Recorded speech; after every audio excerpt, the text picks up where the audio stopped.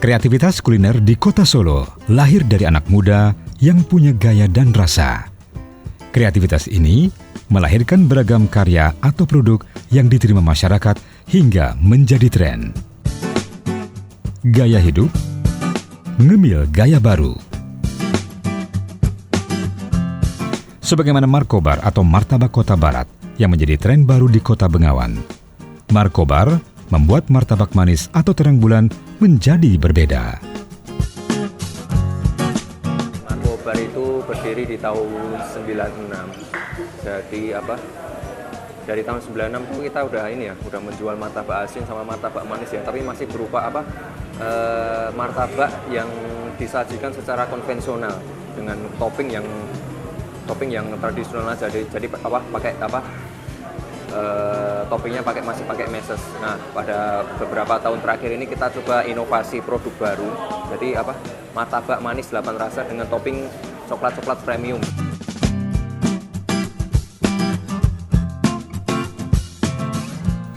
Bila biasanya martabak manis atau terang bulan bertopping coklat, keju, kacang coklat, di Markobar berbeda. Terang bulan Markobar, topping bisa beraneka rasa. Ada terang bulan 4 rasa, 8 rasa, bahkan 16 rasa. Uniknya pula, topping yang digunakan merupakan produk-produk yang telah mempunyai nama. Ada Ceres, Delphi, Oreo, Silver Queen, Cadbury, Nutella, Toblerone, KitKat, Van Houten, hingga Ritter Sport.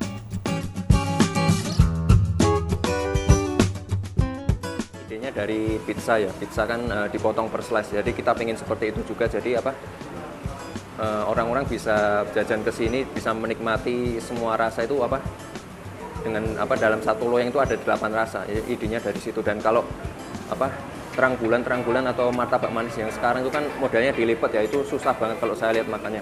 Lebih enak kayak gini, jadi tipis, enak dimakan juga, makannya mudah gitu loh, nggak belepotan.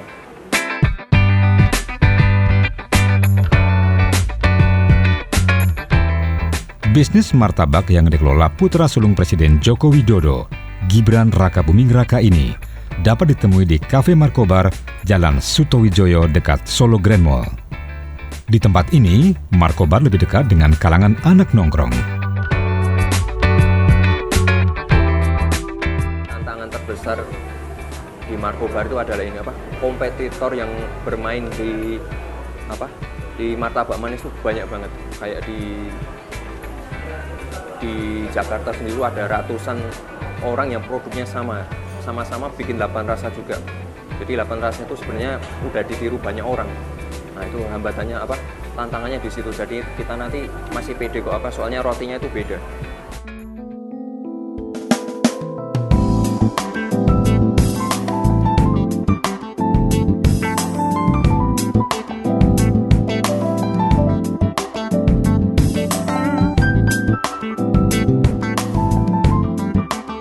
Tempat kuliner lain yang lahir dari anak muda dan mampu diterima masyarakat adalah Momilk. Momilk ini merupakan kafe yang terletak di ujung timur Jalan Adi Sucipto Manahan, Solo. Berdiri sejak tahun 2011, Momilk menyediakan susu sapi segar sebagai menu utamanya yang diolah dengan berbagai rasa.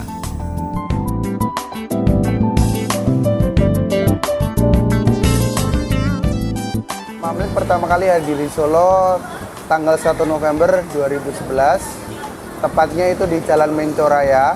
Jadi itu Momlik yang pertama adalah Momlik Menco, itu di Gondilan Kartasura. Momlik itu punya filosofi yang pertama adalah filosofi kenapa kita berikan nama itu Momlik, karena semua resepnya itu berasal dari mama, seorang ibu. Yang kedua, kenapa nama Momlik itu kita pakai, itu filosofi yang kedua adalah karena ketika pada umumnya manusia itu memang membutuhkan yang namanya susu, apalagi susu ASI dari seorang ibu. Nah, makanya itu mungkin itu salah satu filosofinya kenapa kita memberikan nama perusahaan ini, namanya adalah Momlik, seperti itu. Kalau untuk perintisnya, itu adalah yang paling pertama adalah namanya Ayudhya Putri. Dia merintis usahanya itu kira-kira umur 21 tahun. Kalau untuk tantangan buat Mamlik sendiri sih sebenarnya kita di sini memang beberapa kali kita ada kompetitor ya di sini tantangan kita.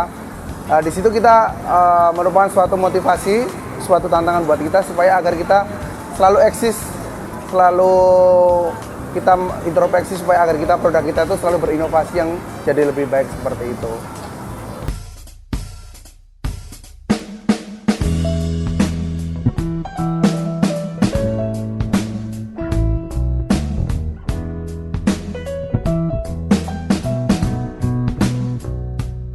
Momilk dirancang untuk konsumen yang cinta produk olahan susu dan berlama-lama menikmatinya di tempat yang representatif.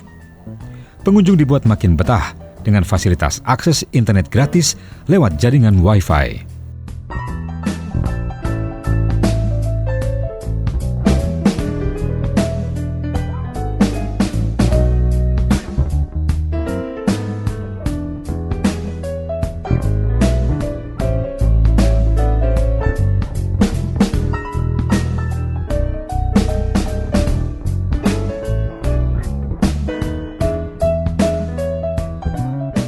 Terakhir tidak kalah seru adalah lokasi nongkrong warung Sego Kalong.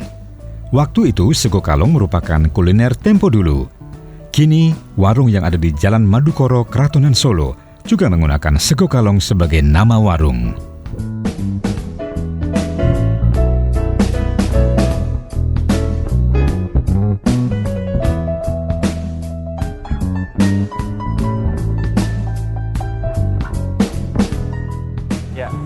Sego Kalong merupakan nama rumah makan yang berdiri di Kota Solo. Berdiri dari sebuah ide pengen mengangkat makanan tradisional yang ada di Kota Solo dan sekitarnya, khususnya makanan-makanan yang sudah langka gitu loh. Kita pengen mengangkat yang namanya sambal cabuk. Nah, sambal cabuk ini dari wijen, warnanya hitam. Ini makanan favoritnya almarhumah Ibu Tien Soeharto. Nah, karena hitamnya inilah kita pengen menamai dengan Sego Kalong, yaitu hitam gitu loh, sebagai wujud mewakili warna hitamnya sambal cabuknya ini, seperti itu. Awal berdiri cukup susah ya untuk mengedukasi pasar.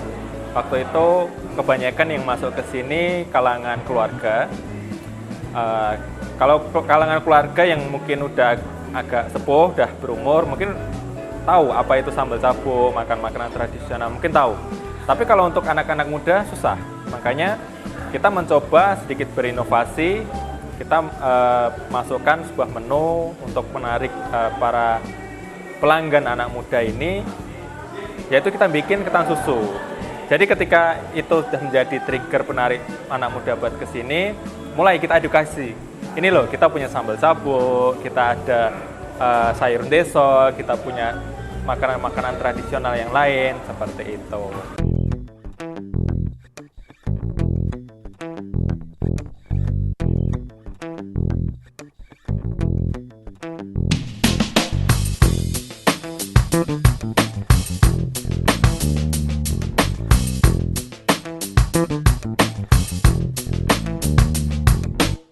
Sajian yang inovatif dan kreatif membuat kuliner Solo mudah diterima oleh masyarakat. Aneka kuliner kreatif itu dilahirkan dari anak muda yang punya gaya dan rasa.